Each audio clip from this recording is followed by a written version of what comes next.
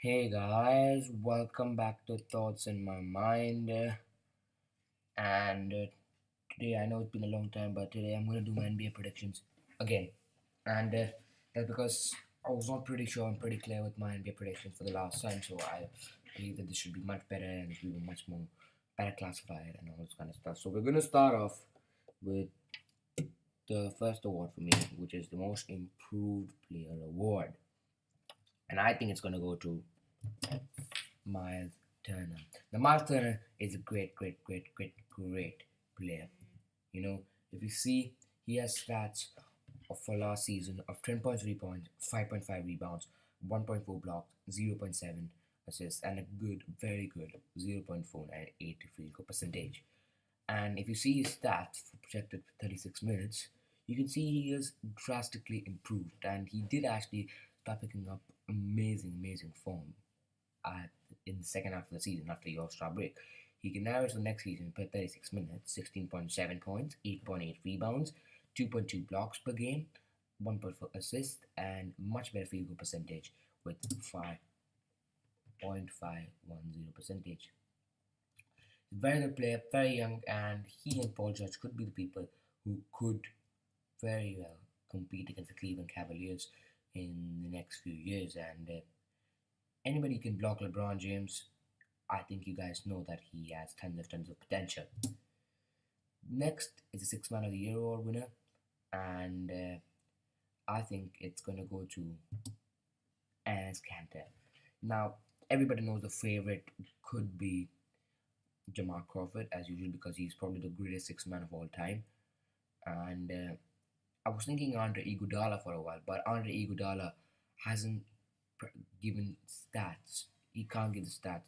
You could give the new Golden State rookie the award because he's been pretty good at the preseason. But I think Enes Kanter is the big guy, and he can win this award. Some people call him a bust, but I think this year he could actually revitalize his career. He's averaged 12.7 points per game last season, 8.1 rebounds, 0.4 blocks per game, 0.4 assists per game, and a field goal of 0.576. And his stats as usual per 36. He's probably not going to play 36 minutes, but it could be somewhere close. He could average a double double with 20.5 points per game, 12.5 rebounds per game, 0.6 blocks, and 1 assist per game. I don't think he's too great on the defensive end, but he forms a great twin tower match with the others. And his field goal is like 0.551.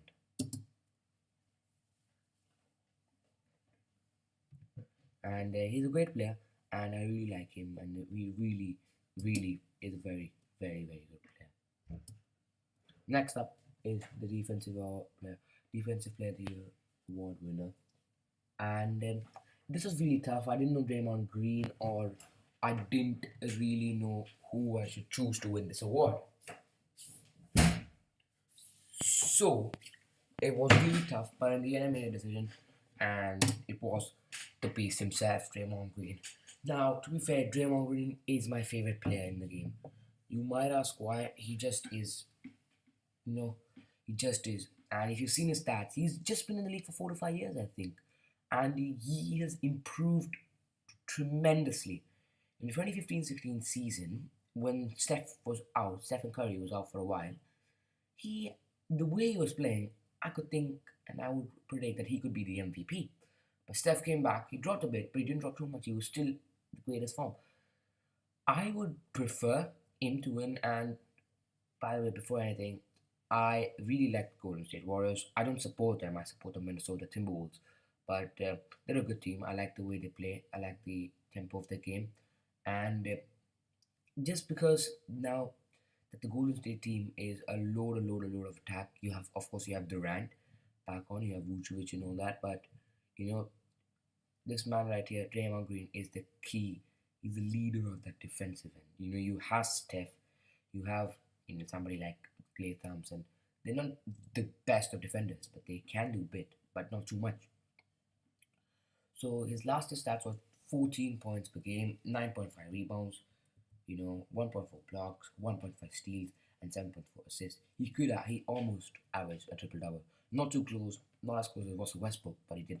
And next season, he projected he could average 14, 9.6, 1.4, 1.6, and 6.3. Now, the reason his stats are declining because it's the addition of KD, Kevin Durant. And sometimes he could play at the center position for this team. And that's why he rebounded into just a bit. He could actually improve to about 10. But his blocks and steals, I think he could win. And the reason I haven't chosen Kawhi Leonard, I will give you a reason later on. The most valuable player award. Now, just before I go to the most valuable player award winner, I'd just like to say that I haven't done the Rookie of the Year, as you can see. And the reason I haven't done the Rookie of the Year award winner is because I'm going to make a completely different video about that later on. So that's the only reason why I haven't done that. So, the most valuable player award winner for 2016-17, my prediction is this guy right here. That's the reason I didn't give him the Defensive Player of the Award winner. And I'm going to be very straightforward. There are very handful of people who won a Defensive Player of the Award winner and the MVP in the exact same year. Very, very few. And I just don't think this year Kawhi Leonard is going to do that. It's very tough to win 3 in a row. I think there's only 1 or 2 people who have done that, or he could be the second person. And there are very few people, or maybe only 1 or 2 people, who have only won it in who have won the Defensive Player and the MVP in the same year.